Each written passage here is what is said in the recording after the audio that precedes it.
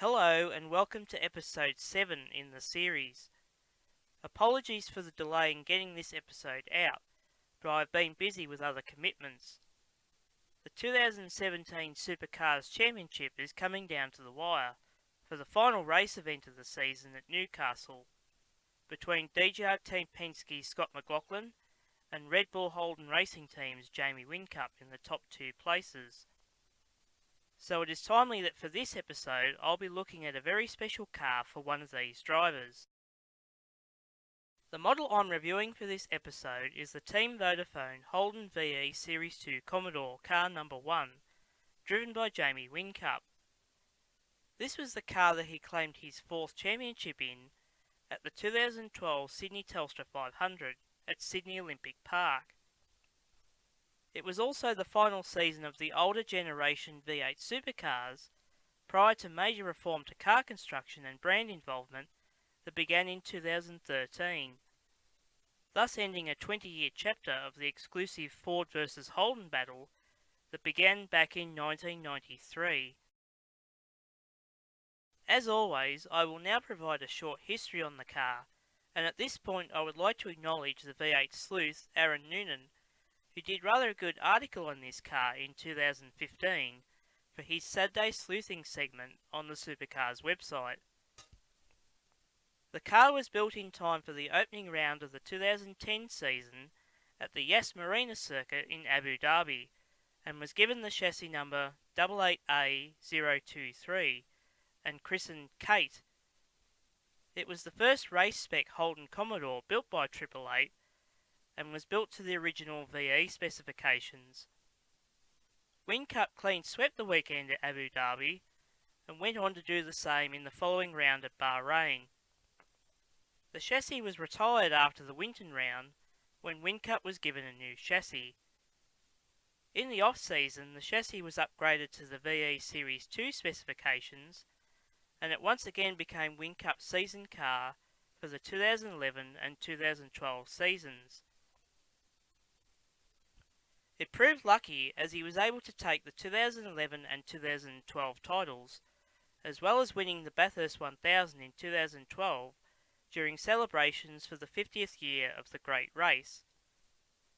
The accolades for the chassis continued at the 2012 round at Abu Dhabi, when it became the chassis with the most wins in Australian Touring Car Championship and V8 Supercar history, helped along by the fact Whincup clean swept the round just as he had in 2010.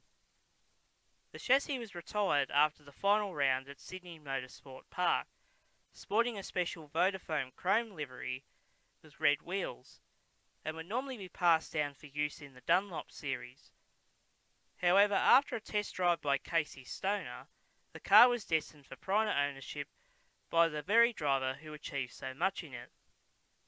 Whincup did a deal with team boss Roland Dane to purchase the car, which was restored to its 2012 Vodafone Dayglow livery, and delivered to Whincup's home garage in the team transporter early in 2015 by none other than the man himself.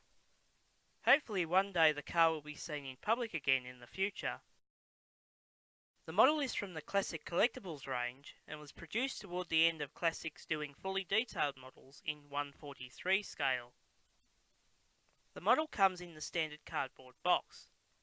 Again, the model is screwed to a base and then enclosed in a clear Perspex case. The rear of the cardboard box shows the stats of how Whincup obtained his victory, listing each round and where he placed. It also lists the total points he earned, plus the other drivers who came second and third in the championship that year. Again, this model comes with a small certificate to indicate that the model is part of a limited edition run of 1,000 pieces.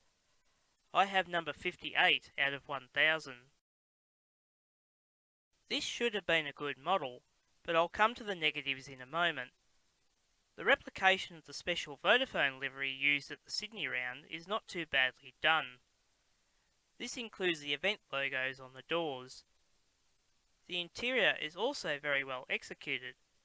In short, the model replicates the prototype without looking toy-like. Now, unfortunately, the negatives do have to be pointed out. and I do this only because I believe they should be to present an unbiased review. My model seems to have suffered from poor assembly. The wheels are not fitted correctly, and it has resulted in one of the rear wheels having a fair bit more camber than it should have. The spoiler also appears to have been fixed to the boot lid with far too much superglue, which has resulted in the excess oozing out and leaving residue all over the sponsor logo. The grille is not mounted very square and looks crudely painted. The single wiper is also not mounted properly, and the driver mirror is not mounted correctly either.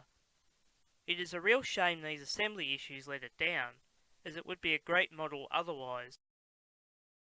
Because of the assembly issues, I have to score the model I have accordingly. So for that reason I can only give this model a 5 out of 10. If assembled correctly, it would have easily been a 9, but I have to judge on the model that I have. Fortunately, this has been the only Classics model I have with such issues thus far. Anyway, that concludes episode 7 in the series.